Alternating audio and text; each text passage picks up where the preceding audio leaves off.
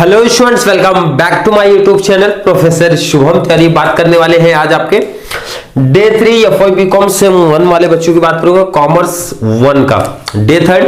Day 2 में हम लोग ने सर बात किया था बिजनेस एनवायरनमेंट के बारे में। उसका अगला ही पार्ट बहुत इंपॉर्टेंट क्वेश्चन आपका ये बनता है बिजनेस एनवायरनमेंट के टाइप्स में। और ध्यान से सुन लो, आप लोग का सीधा बिजनेस एनवायरनमेंट का टाइप करके क्वेश्चन मेंशन नहीं होगा। क्वेश्चन किस तरीके से आपके पूछे जाते हैं यहाँ पे स्क्रीन पे मैं ऐड कर देता हूं। या तो आपको इंटरनल एनवायरनमेंट का क्वेश्चन बनेगा या फिर आपका एक्सटर्नल एनवायरनमेंट का क्वेश्चन बनेगा। मतलब ये दो क्वेश्चन को मैं साथ में करा रहा हूं। आपको internal environment otherwise external environment का क्वेश्चन पूछा जा सकता है। क्लियर है?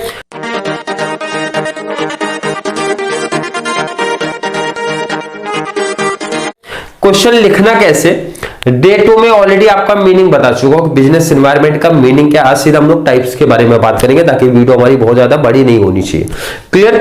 टाइप्स में सर दो ब्रांच हमारी दिख रही है, दो टाइप्स आपको दिख रहे हैं। एक तो इंटरनल एनवायरनमेंट, नाम बता रहे सर इंटरनल, थोड़ी बहुत कहानी इनकी पहले पढ़ चुका है, डे 2 में थोड़ी बहुत। इंटरनल मींस होता है सर जो हमारे विद इन द ऑर्गेनाइजेशन होते हैं, मतलब ऑर्गेनाइजेशन के अंदर जो होता है उसको हम लोग बोलते हैं इंटरनल। एक्सटर्नल मींस नाम बता रहे हैं आउटसाइडर, बाहर वालों के लिए है। एक्सटर्नल एनवायरनमेंट हमारे आउटसाइडर के लिए होता है, मतलब कंपनी के बाहर की बात हो रही है एनवायरनमेंट। और दोनों ही इंपैक्ट करते हैं हमारे किसको सर, बिजनेस एनवायरनमेंट को, क्योंकि उसी का पार्ट है। तो कॉमन से अगर किसी में कुछ भी इन्फ्लुएंस होता है, किसी में कुछ भी इफेक्ट होता है, तो वो डायरेक्टली इन्फ्लुएंस करते हैं हमारे बिजनेस एनवायरनमेंट के। पहले इंटरनल की थोड़ी सी बात करते हैं। इंटरनल एनवायरनमेंट का क्वेश्चन आपको पूछा जाएगा तो ये पॉइंट्स आपको सामने दिख रहे हैं, बहुत सिंपल से पॉइंट्स है। आपको कॉमन से सोच लेना भाई कि ये हमारे इंटरनली पार्ट, मतलब ऑर्गेनाइजेशन से कैसे डायरेक्टली कनेक्टेड है और कैसे विद इन द ऑर्गेनाइजेशन में ये सब काम हमारे होते हैं।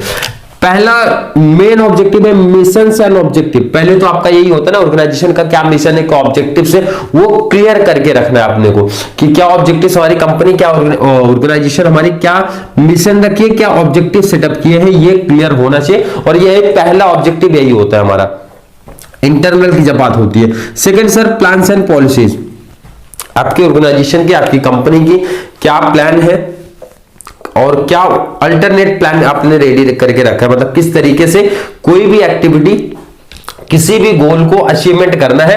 और कंपनी की क्या पॉलिसीज है, मतलब क्या रूल्स एंड रेगुलेशन है और कंपनी किस पॉलिसी को फॉलो करती है उसके बारे में, मतलब ये सेकंड चीज हमारी होती है।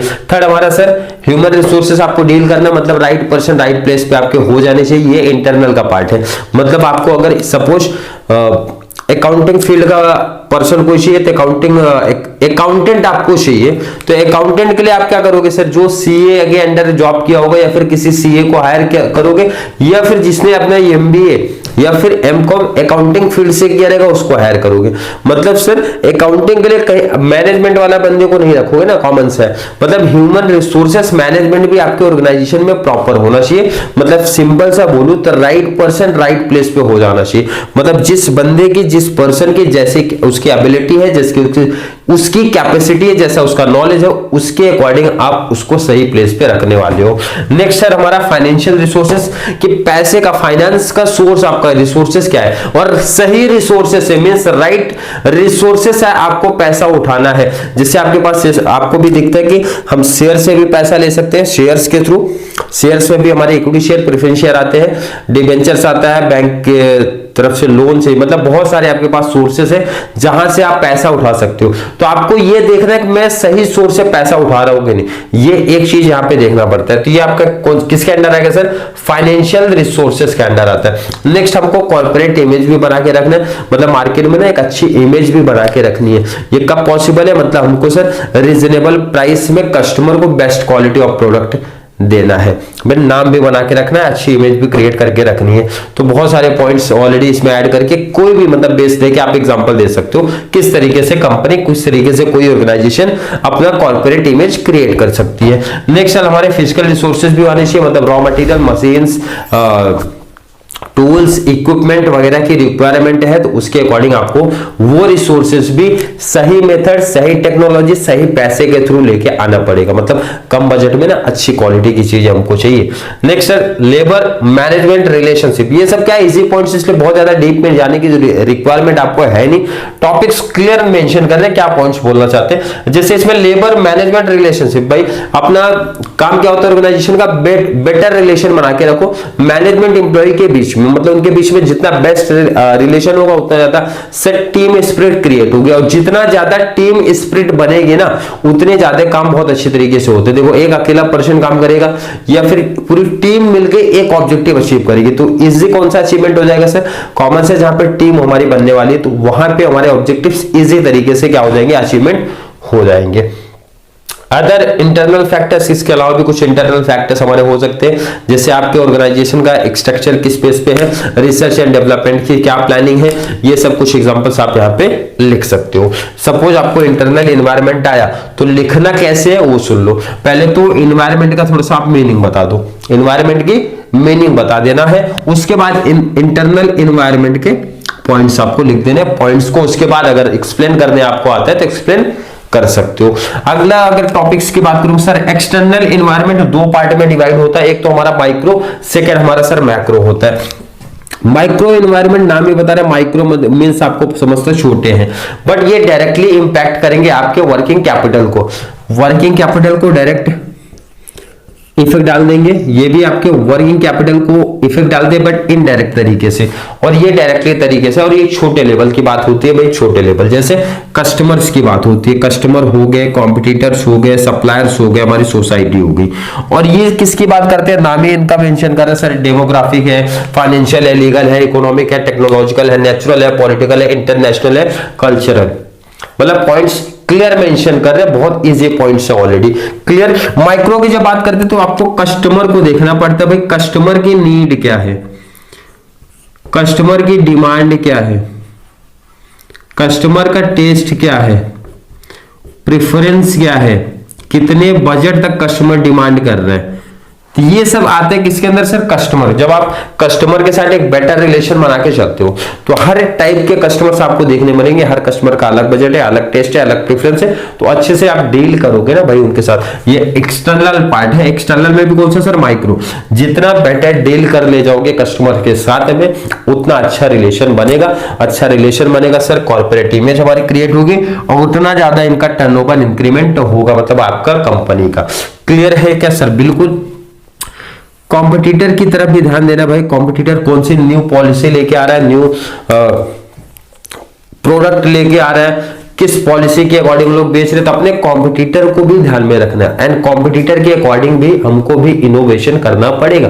कौन सी पॉलिसी ला रहे हो हमको भी देखनी पड़ेगी भाई, क्या प्लान्स चल रहे हैं भाई, किस तरीके की कंपटीशन लेवल मार्केट है। अगर इनोवेशन नहीं किया या फिर उनके हिसाब से नहीं चले ना तो अपने लिए लॉस है। इसलिए कॉम्पिटिटर पे भी बोलते हैं ना, नजर बना के रखना पड़ेगा ताकि हमारा कॉम्पिटिटर भी क्या कर रहा है भाई, तो कॉम्पिटिटर को क्योंकि बीट करना है ना तो न्यू पॉलिसीज लेके आनी पड़ेगी जैसे हमारे कॉम्पिटिटर लेके आते हैं। नेक्स्ट हमारा सर सप्लायर, सप्लायर के साथ में ना बहुत अच्छा रिलेशन बना के रखना पड़ेगा।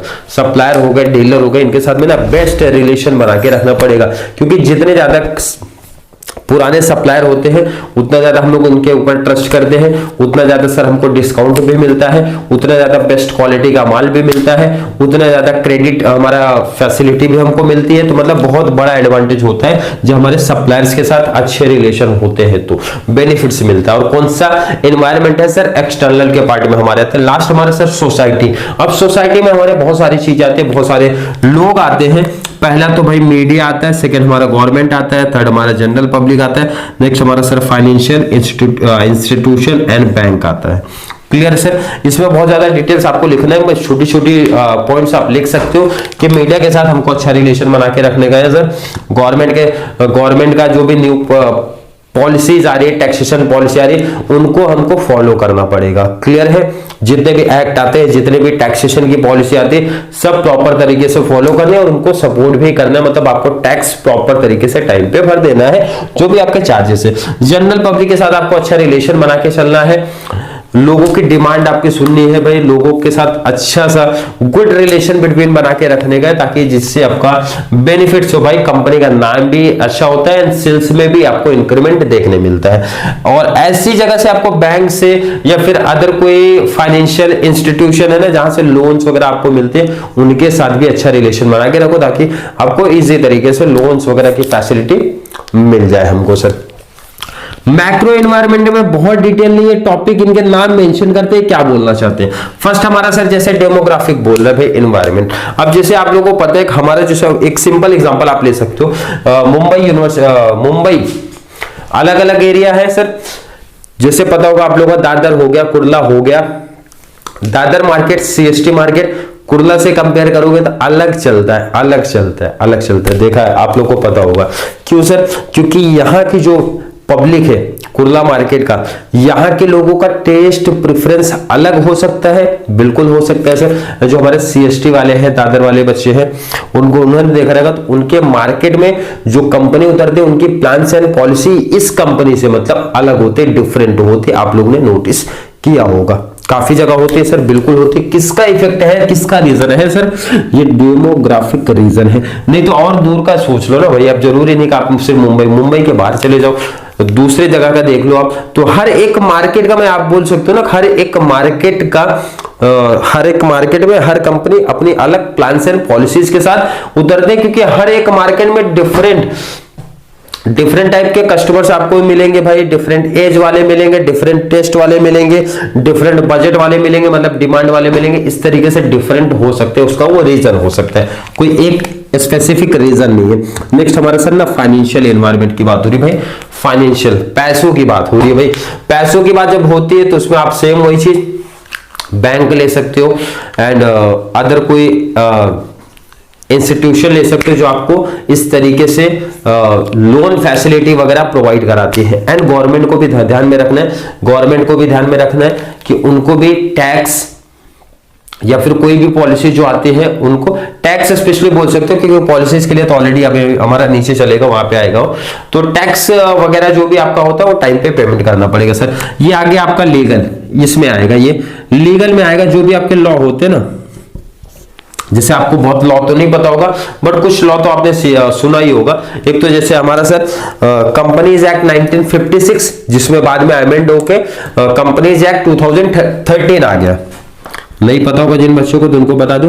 Indian partnership act 1932, Indian contract act 1872, consumer protection act 2019 amend हुआ है, कुछ चीजें सेम नहीं है। 1886 था, अमेंड होकर 2019 है। मतलब इसमें सिंपल सा बोलूं, जो एक्ट हमारे आते हैं ना, जो rules and regulation government frame करती है भाई लॉ के थ्रू ना, उसको फॉलो करना है। ये किसमें आएगा सर? लीगल एनवायरनमेंट के अकॉर्डिंग आता है, मतलब गवर्नमेंट के न्यू प्लान्स एंड पॉलिसी जो आती है ना, उसको फॉलो करना पड़ेगा आपको, लीगल एक्टिविटी को फॉलो करना पड़ेगा। नेक्स्ट हमारा सर इकोनॉमिक एनवायरनमेंट, भाई किस तरीके का मार्केट है, जैसा मैंने बताया था ये सिर्फ इकोनॉमिक के साथ डील करता है। इकोनॉमिक मतलब सीधा सीधा पैसे की थोड़ी सी बात कर रहे हैं कि भाई हमारा मार्केट कंडीशन क्या, उसके अकॉर्डिंग हमको चलना पड़ेगा। मतलब अब इसमें स्पेशली एरिया की बात हो जाती है भाई, कि किस एरिया में किस टाइप की पब्लिक रहती है एंड क्या उनकी कितनी बजट है। अब ये नहीं बोला जा रहा है 100% लोग, क्योंकि उसमें ऐसे भी होते हैं, बहुत सारे अमीर लोग भी होते हैं, बहुत सारे मिडिल क्लास वाले होते हैं, बहुत सारे लो क्लास वाले भी होते हैं। बट मेजोरिटी क्या है भाई, उस मार्केट में किस टाइप के लोग ज्यादा रहते हैं, उसके अकॉर्डिंग वहां पे क्या करना पड़ेगा सर, ऑर्गेनाइजेशन को उस टाइप का, उस स्टैंडर्ड का प्रोडक्ट सेटअप करना पड़ेगा जो इससे मार्केट में हमारा प्रोडक्ट चल रहा है। नेक्स्ट सर टेक्नोलॉजिकल की बात होती है, टेक्नोलॉजिकल नाम मेंशन करा, न्यू लेटेस्ट टेक्नोलॉजी जो आती है ना मार्केट में, देखो आजकल आ रही है ना। पहले लेबर ज्यादा काम करते थे सर, अब लेबर को हटा के नई नई हमारी मशीनें आ गई है हर एक फील्ड में, तो लोगों को काम से हटाया जा रहा है। जहां पे 100 लोग काम करते थे, आज देखो आप एक मशीन काम कर रही है। तो न्यू टेक्नोलॉजी आज क्या कर रही है ऑर्गेनाइजेशन, यही फॉलो कर रही है ना, जो जितनी ज्यादा टेक्नोलॉजी लेटेस्ट पॉसिबल हो पा रही है वो लोग लेके आ रहे हैं, क्योंकि आज के लोगों को इनोवेशन में ज्यादा सा बिलीव है। मतलब नया प्रोडक्ट होना चाहिए, अट्रैक्टिव होना चाहिए, मशीनों मतलब बोलते हैं ना थोड़ा सा अट्रैक्टिव लुक चाहिए, वो पसंद है। तो कंपनी वही फॉलो करती है, भाई न्यू टेक्नोलॉजी आ रहा है तो उसको फॉलो करो, आपको देखना पड़ेगा। नेक्स्ट सर हमारे नेचुरल होता है भाई, नेचुरल नाम ही बता रहे, नेचुरल एनवायरनमेंट बहुत ज्यादा इसमें डिटेल्स एक्सप्लेन करने जैसा है कुछ नहीं। नेक्स्ट सर पॉलिटिकल की बात होती है तो यहाँ पे आपको पॉलिटिकल एनवायरनमेंट मतलब जो भी नेता लोग होते हैं ना, नेता लोग होते हैं या फिर पार्टीज होती है, तो उनको भी थोड़ा सा ध्यान में रखना पड़ता है कि उनके कुछ लोकल अथॉरिटी वगैरह टाइप जो होते हैं उनके साथ भी अच्छा रिलेशन, अच्छा तालमेल बना के हम लोग को चलना पड़ता है, जिससे बेनिफिट्स हमको मिलता है। इंटरनेशनल एनवायरनमेंट मतलब इंटरनेशनल जो कंपनीज है जो हमारे यहाँ पे आती हैं उनके साथ भी अच्छा रिलेशन बनाने के चांसेस होते हैं। जैसे बहुत सारे इंटरनेशनल कंपनीज के साथ हमारी जो डोमेस्टिक कंपनीज है ना, वो क्या करते हैं, टाई अप कर लेती है, उनके साथ में टाई अप करके बिजनेस को मतलब थोड़ा सा और इनका ग्रोथ करने का चांसेस होता है। कौन जो भी हमारी इंटरनेशनल कंपनीज वहां से आती हैं, इनके साथ डोमेस्टिक कंपनी मिलके मर्ज होके, मर्जर आपने देखा रहेगा, सुना रहेगा, होके एक न्यू मतलब इनको भी काफी कुछ सीखने मिलता है, इनको भी काफी सपोर्ट मिलता है, इनकम का बहुत बड़ा सोर्स ऑफ इनकम इंक्रीमेंट हो जाता है, प्रॉफिट इंक्रीमेंट होता है, सेल्स इंक्रीमेंट होता है, क्योंकि बाहर की जो कंपनीज होती है अपनी प्लान्स, पॉलिसीज किस तरीके से मार्केट को एक्सपांड करना है, सब गाइडेंस सपोर्ट करती है। तो ये एक बहुत बड़ा एडवांटेज इनको मिलता है। नेक्स्ट सर हमारा कल्चर भी डिपेंड करता है, कल्चर एनवायरनमेंट भी देखना पड़ता है कि किस जगह पे किस कल्चर के लोग हैं, उस टाइप का। जैसे कल्चर में अब क्लियर आप लोगों को जैसे समझते हैं कि हर किसी का कल्चर अलग होता है, तो भाई हर कल्चर में जैसे जिस एरिया में आप रह रहे हो, जिस एरिया में डेमोग्राफिक एरिया में रहते हो, तो वहां पे देखा जाता है किस टाइप के लोग ज्यादा है या उनका कल्चर क्या है, उसके अकॉर्डिंग अपने प्रोडक्ट का उनके मार्केट में रखना। क्लियर है। अब आपका जो भी प्रोडक्ट है भाई उनके कल्चर के पॉइंट ऑफ व्यू से ठीक है, यूज करते हैं, डिमांड करते हैं उसकी, तो ठीक है। अब वैसा प्रोडक्ट वो लोग यूज ही नहीं करते जो जिस कल्चर के लोग, तो वहां पे कोई बेनिफिट्स आपको मिलने वाला नहीं है। क्लियर। कितने पॉइंट्स है सर? 10 पॉइंट्स है। सपोज अब एक एग्जांपल आप समझो, यहाँ पे पॉइंट्स मैंने ज्यादा एक्सप्लेन किए। एक्सटर्नल फैक्टर जब आपको आ जाएगा एग्जाम में, एक्सटर्नल फैक्टर मान के चलो आपको एग्जाम में आता है, तो आपको माइक्रो एंड मैक्रो लिख देना है। 4 पॉइंट्स आपको यहां से लिखने पड़ेंगे, 4 पॉइंट्स आपको यहां से लिखने पड़ेंगे। मैक्सिमम 4 + 4 हो जाते हैं सर 8 पॉइंट्स। क्लियर है? क्लियर कर लेना 8 पॉइंट्स। अगर आएगा एक्सटर्नल एनवायरनमेंट आपको क्वेश्चन में आता है तो, या फिर क्लियर मेंशन है सर माइक्रो या फिर मैक्रो हमको चाहिए, वैसे इंटरनल या फिर एक्सटर्नल ही मेंशन करके आपको आता है। बट सपोज इनके सभी ऐसा हो गया कि माइक्रो या फिर मैक्रो आ रहा है, तो आपको 8 पॉइंट्स सिर्फ मैक्रो के लेने पड़ेंगे। माइक्रो मेंशन है तो माइक्रो में यही पॉइंट्स है, ये लिखना पड़ेगा। बट आप रेडी करके रखो 4 पॉइंट से, 4 पॉइंट से इस तरीके से। क्लियर है? आज के लेक्चर में इतनी बात करेंगे। आप यही क्वेश्चन बहुत अच्छे तरीके से प्रिपेयर करो, क्योंकि मोस्ट इंपॉर्टेंट क्वेश्चंस में से एक है। इंटरनल या फिर एक्सटर्नल क्वेश्चन में से एक ना एक क्वेश्चन पूछा ही जाता है आप लोग का 8 से 1 में, जो भी आपका रहेगा। Any 3 में से 2 कवर करना रहता है, तो आप लोग के लिए एक क्वेश्चन आने के चांसेस बहुत ज्यादा है आज के लेक्चर से। तो बहुत अच्छी तरीके से पॉइंट्स का प्रैक्टिस कर लेना, थोड़ा सा डिटेल्स इसके अंदर का पढ़ लेना। बिजनेस एनवायरनमेंट की मीनिंग पहले ही लिखा के दे दिया, तो वहां से वो आप लोग देख लेना डे 2 से। तो आई होप हर एक बच्चे को वीडियो हेल्पफुल लग रहा है। फिर भी किसी बच्चे को डाउट कंफ्यूजन अगर क्रिएट होता है, वीडियो थोड़ी सी स्पीड में जा रही है, किसका रीजन है कि बहुत ज्यादा वीडियो का टाइम बढ़ा के कुछ कोई बेनिफिट्स नहीं, और ना इतना आपके पास टाइम है कि इतना बहुत ज्यादा डिटेल्स में आप वीडियो देखोगे। आपका भी ऑब्जेक्टिव है सर मीनिंग पॉइंट्स बहुत अच्छे तरीके से क्लियर करूंगा। ये होने के बाद पॉइंट्स एक बार आप टेक्स्ट बुक से रीड कर सकते हो। क्लियर है? एंड 7 to 8 पॉइंट्स ही आपको करने हैं कवर। क्लियर? आई होप हर एक बच्चे का कॉन्सेप्ट यहां तक क्लियर है। तो चलिए मिलेंगे नेक्स्ट क्लास में, जहां पे हम लोग बात करेंगे डे 4 के बारे में। तब तक के लिए थैंक यू सो मच।